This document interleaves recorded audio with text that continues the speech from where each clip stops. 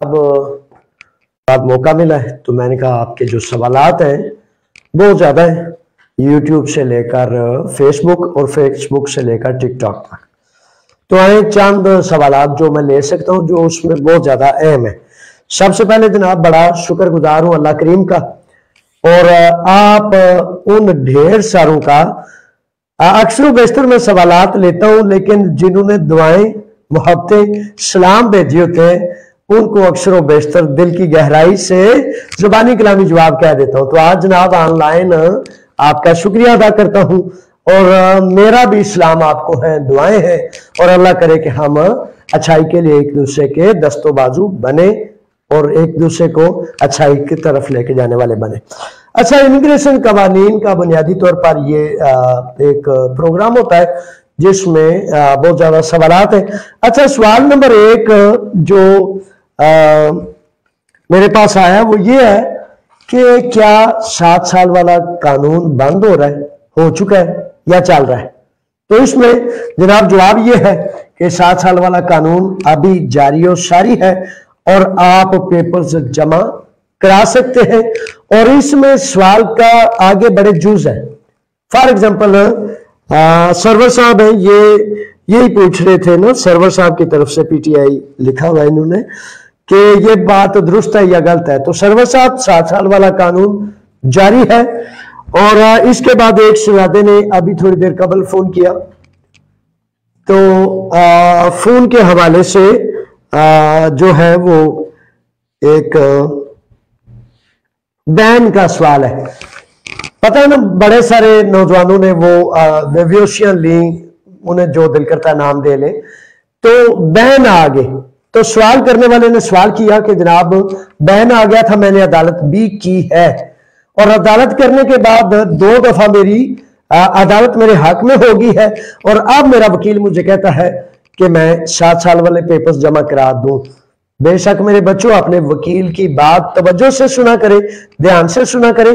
बेशुमार शहजादे ने मुझे हजारों की तादाद में पेपर्स भेज देते हैं कि जावेद साहब है पढ़ियो, कि पढ़ के दसियो, मेरे सिर मथे थे ਤੁਹਾਡਾ हर हुक्म।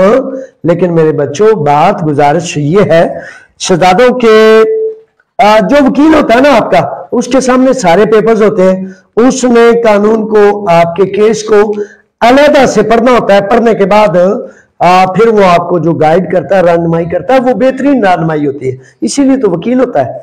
अच्छा, ये इसीलिए ये सवाल फॉर एग्जांपल कि 2 मेरी अदालतें जो है क्लियर हो चुकी हैं, वकील कह रहा है पेपर्स जमा करा दो, बिल्कुल करा दे।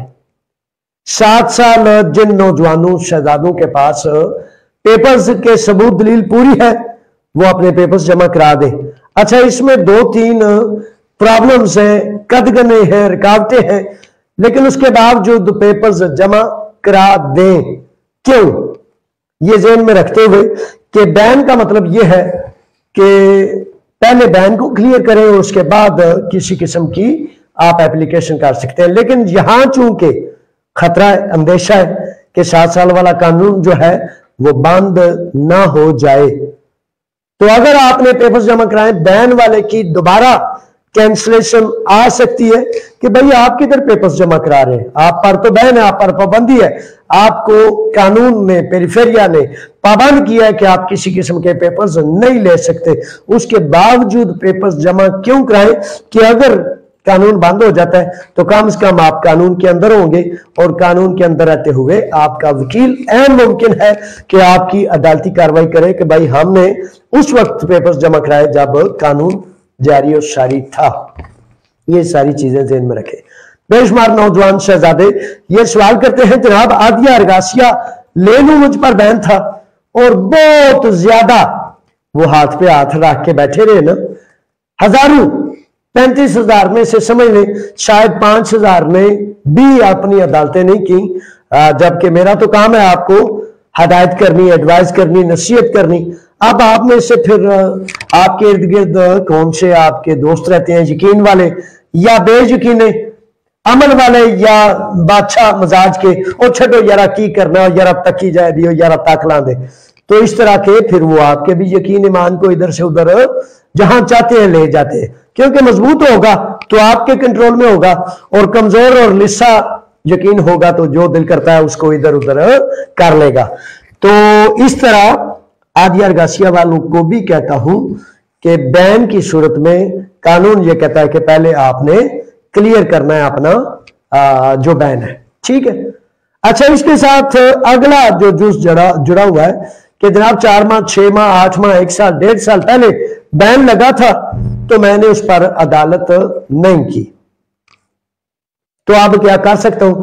अच्छा, उसका जवाब यह है कि अदालत तो 2 माह के अंदर अंदर करनी थी, 60 दिन का टाइम लिमिट कानून ने आपको दिया था। अब आपने नहीं सुनी किसी की भी, अपनी भी, और फिर सुस्ती को आपने समझ लिया ये बड़ी मौज का मामला है। हालांकि सुस्ती गफलत मौज नहीं होती, वो तो तबाही होती है, ठीक है। तो उठना दौड़ना भागना अपने काम के लिए तगदो करना, ये एक फैक्टर होता है जो आपको करना चाहिए। लेकिन वही बात है कि आपके इर्द गिर्द कौन से लोग रह रहे हैं, किस सोबत में आप रह रहे हैं, तो उस सोबत का असर लाजमी इंसान पर होता है। इसीलिए तो कहा जाता है कि सोबत से इंसान पहचाना जाता है, कि आप जैसे दोस्तों में बैठेंगे वैसे आपका मिजाज, वैसे आपका ईमान, वैसे आपका यकीन, वैसे आपका अमल होता जाएगा और आपको पता भी नहीं चलता। इसलिए वाकयातन अपनी सोबत का बहुत ध्यान रखा करें। अच्छा, तो अदालत नहीं कर सके 6 माह 8 माह 1 साल से, उनमें यह है कि अब अदालत इसमें स्पेशलिस्ट जो वकाला हैं उनके जरिए आप अदालत अब भी कर सकते हैं। लेकिन जब आपके पास पुराने सबूत दलीलें हो, फॉर एग्जांपल 4 साल कबल 5 साल कबल आपके पास एनसी में, आपके पास सालाना टैक्स गोशवारे है, फ्रोलॉजी की दिलोसी है, घर का कॉन्ट्रैक्ट है, जिससे आपका वकील अदालत में साबित करेगा कि ये बंदा मुसलसल मजदूरी करता रहा है, आपने टैक्स गोशवारे इसने जमा कराए वक्त पर और इसको चीट किया गया, धोखा दिया गया, इसने 2 नंबरी नहीं की, ये 2 नंबरी की तरफ जाने वाला था ही नहीं। देखें, इसके पास सबूत और दलील सारा कुछ मौजूद है। और अगर आपके पास एनसी में या पुराने सबूत नहीं है तो फिर इम्कान बहुत कम है, फिर शायद आपकी अदालत ना हो सके।